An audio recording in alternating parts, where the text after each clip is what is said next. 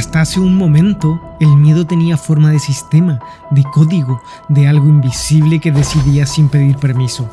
Primero, fue una mente capaz de copiarse infinitamente. Después, una red que ya no necesitaba a nadie para continuar. Amenazas enormes, frías, imposibles de mirar directo a los ojos, porque cuando el enemigo es todo, también es nada. Pero hay algo más antiguo que cualquier máquina, algo que no necesita futuro, ni tecnología, ni siquiera una explicación, un tipo de presencia que no conquista el mundo, solo permanece el tiempo suficiente para que el mundo se acostumbre a ella. Y ahí es donde el miedo cambia de forma, ya no es la catástrofe, no es el fin de la humanidad, es algo mucho más incómodo, la sensación de que nada terminó realmente, que aunque pasen los años, aunque cambien las casas, la música, la luz de las ventanas, hay cosas que simplemente siguen ahí, esperando sin prisa, sin necesidad de anunciarse, porque el terror más persistente no es el que grita, es el que camina en silencio por un pasillo vacío, como si siempre hubiera conocido el camino. Y en el cine, pocas figuras representan mejor esa idea que una máscara blanca sin expresión, un cuerpo que avanza sin apuro y una presencia que nunca parece agotarse. Michael Myers. Esta vez no mires al cielo, no busques señales en las máquinas, mira la puerta, mira el pasillo, porque cuando algo no quiere nada de ti es cuando más deberías preocuparte.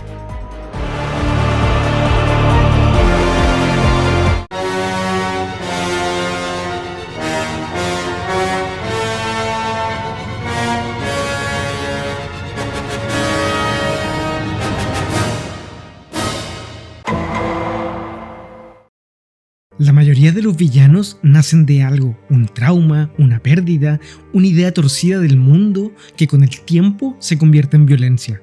Necesitamos esa explicación porque nos tranquiliza. Si entendemos la causa, sentimos que también podríamos evitar el resultado. Pero hay historias que rompen esa lógica, historias donde el origen no aclara nada, solo vuelve todo más inquietante. En una noche cualquiera del año 1963, un niño de 6 años camina por el pasillo de su casa, toma un cuchillo de cocina y apuñala a su hermana mayor, sin rabia, sin gritos, sin un motivo visible. Cuando sus padres lo encuentran, no ven furia, no ven desesperación, ven algo peor, vacío. A partir de ese momento, Michael Myers deja de ser solo un niño y tampoco se convierte en un monstruo clásico, se transforma en otra cosa, en una presencia difícil de nombrar. Algo que respira, pero no parece vivir como nosotros.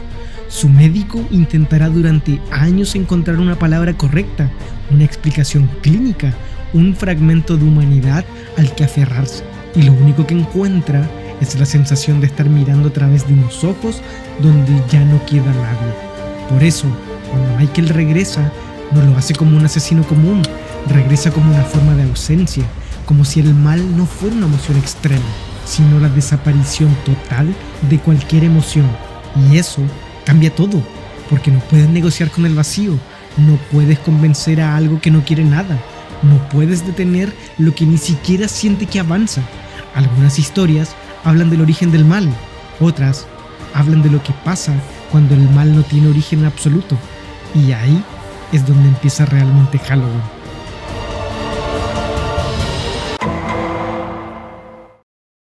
Después de aquella noche, Michael Myers desaparece del mundo visible, pero no del todo. Pasan 15 años en silencio, 15 años sin crecimiento, sin explicación, sin nada que permita ordenar lo ocurrido dentro de una historia comprensible. Porque el problema nunca fue únicamente el crimen, el problema era la ausencia de cambio. El tiempo avanza para todos, menos para él. Su médico intenta durante años encontrar una grieta, algo que evolucione, algo que responda, algo que al menos reaccione. Pero nada ocurre, y en ese estancamiento aparece una sospecha mucho más perturbadora que cualquier diagnóstico. Tal vez Michael Myers no está detenido en el tiempo. Tal vez es el tiempo el que deja de tener efecto sobre él. Cuando finalmente regresa a Haddonfield, no vuelve como niño, ni como paciente, ni siquiera como asesino en busca de algo. Vuelve como una presencia, una silueta blanca sin expresión, un movimiento lento que no parece dudar, una figura que no anuncia nada y sin embargo lo cambia todo. Por eso, en los créditos originales no lo nombran como persona, lo llaman la forma. No describe quién es, describe lo que ocupa. Un espacio en la noche, un hueco en la normalidad, algo que avanza sin necesidad de explicarse. Y ahí ocurre el verdadero quiebre del horror, porque mientras un enemigo tiene rostro, historia o intención, todavía puede entenderse. Pero cuando solo queda la forma, lo que desaparece no es la respuesta, es la posibilidad misma de hacer la pregunta correcta. Y desde ese punto, el miedo ya no se trata de sobrevivir, sino de aceptar que hay cosas que simplemente no se detienen.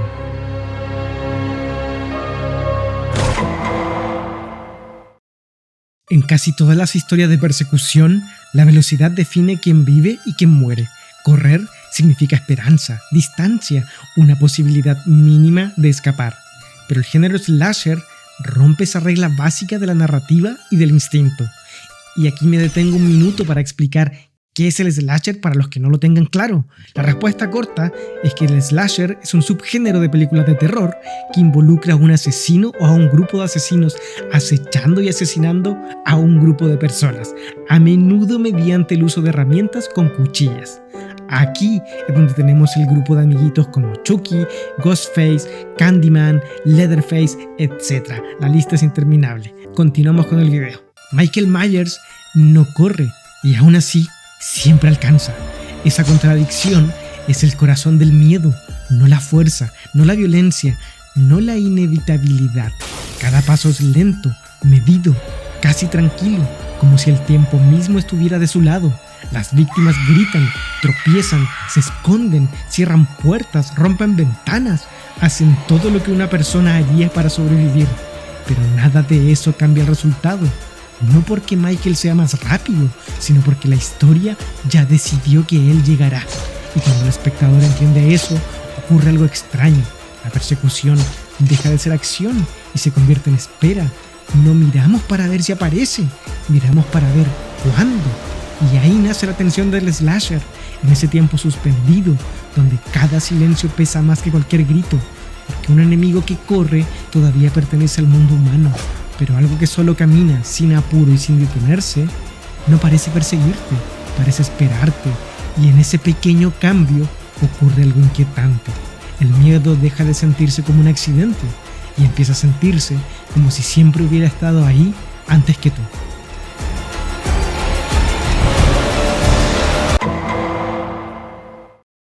El verdadero poder de algunas historias no está en lo que muestran, sino en dónde deciden quedarse. Michael Myers no aparece en castillos lejanos ni mundos imposibles, aparece en un barrio tranquilo, casas iguales, jardines cuidados, luces cálidas detrás de las ventanas, el tipo de lugar donde la noche debería ser solo noche.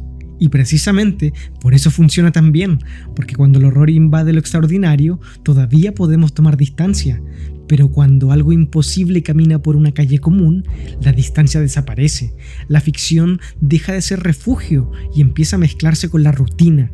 Niños pidiendo dulce, puertas que se abren, televisores encendidos en salas familiares. Y en medio de todo eso, una figura inmóvil que nadie ve hasta que ya es demasiado tarde.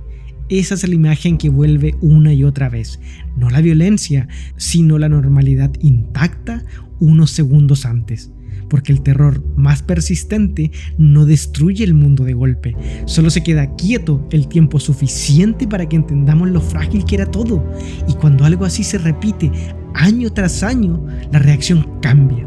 El miedo deja de ser sorpresa y se vuelve más bien un ritual.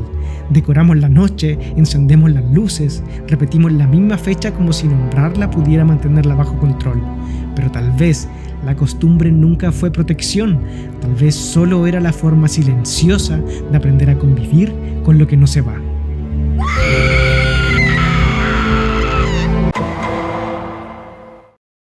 Durante mucho tiempo las historias de terror han intentado responder la misma pregunta: ¿por qué ocurre esto? Un trauma de infancia, una venganza, una maldición, una herida tan profunda que termina convirtiéndose en violencia. Necesitamos esa causa porque el motivo nos puede llegar a tranquilizar. Si existe una razón, también podría existir una solución, algo que reparar, algo que detener antes de que sea tarde. Pero Michael Myers rompe esa promesa. No mata por poder, no mata por placer visible, no mata para enviar un mensaje. Él mata y eso es todo.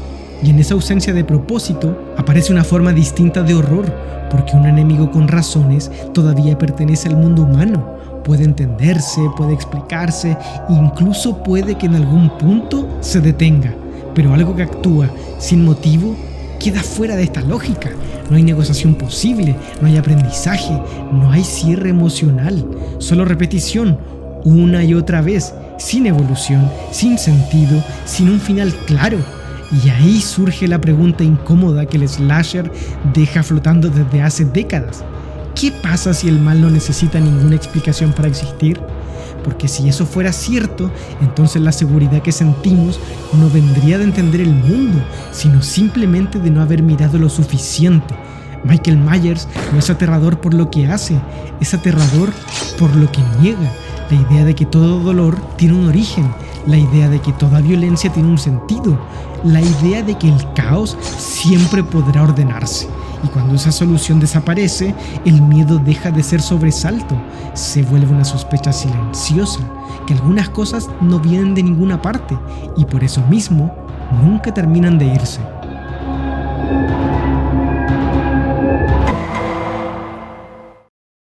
Hay una pregunta implícita que el cine de terror repite desde hace décadas. ¿Por qué algunas imágenes no desaparecen cuando termina la película? Las luces se encienden, la música se apaga, la historia llega a su último plano. Todo indica que el miedo debería quedarse atrás, pero no siempre ocurre, porque el verdadero efecto del terror no sucede mientras miramos la pantalla, sucede después, en ese momento extraño donde la normalidad regresa. Pero algo dentro de ella ya no encaja igual. Cuando una casa en silencio se siente demasiado consciente de sí misma, cuando un pasillo oscuro parece observar más de lo que muestra, cuando un ruido mínimo rompe la calma con una intensidad que antes no tenía, ahí el miedo cambia de forma. Ya no es sobresalto, ya no es persecución, ni siquiera es violencia. Es una presencia mental que no necesita pruebas para mantenerse viva. Y eso revela algo incómodo. Que el terror más persistente no depende de lo que vemos, sino de lo que nuestra mente decide continuar imaginando cuando ya no hay imágenes nuevas.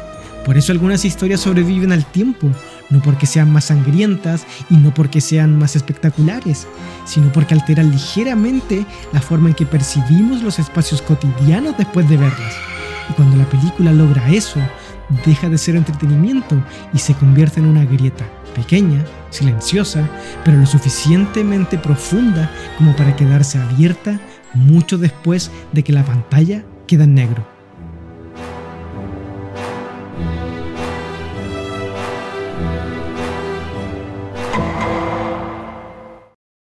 Hay finales que cierran una historia y hay finales que solo apagan la luz. Con Michael Myers nunca parece haber un cierre real, porque nada en él sugiere conclusión, no cambia, no aprende, no se detiene, solo deja de estar visible.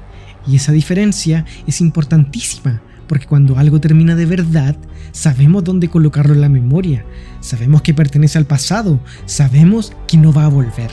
Pero cuando solo desaparece, la sensación es distinta, no es alivio, es espera, como si el silencio no fuera ausencia de ruido, sino espacio suficiente para que algo regrese sin ser anunciado. Y en ese punto la historia deja de tratarse de Michael Myers y empieza a tratarse de otra cosa, de la forma en que convivimos con lo que preferimos no pensar, de los pequeños miedos cotidianos que aprendemos a ignorar, para que la rutina siga funcionando, de todo aquello que permanece quieto mientras fingimos que no está. Por eso la pregunta final no tiene que ver con sobrevivir a una película, tiene que ver contigo. ¿Qué parte de tu vida se siente con calma solo porque decidiste no mirarla demasiado tiempo? ¿Qué silencios aceptaste como normales simplemente para poder dormir tranquilo? ¿Y qué pasaría si algún día algo que creías lejano simplemente siguiera ahí? Porque algunas historias no terminan cuando acabó la película, terminan cuando dejamos de hacernos preguntas o cuando entendemos demasiado tarde que tal vez nunca se trató de la pantalla, sino de nosotros. Esto fue todo por hoy, amiguitos. Cuídense mucho, vayan a descansar, traten de dormir bien, pero sobre todo, si escuchan pasos en el pasillo, recuerden, no todo lo que camina tiene prisa por llegar. ¡Chao!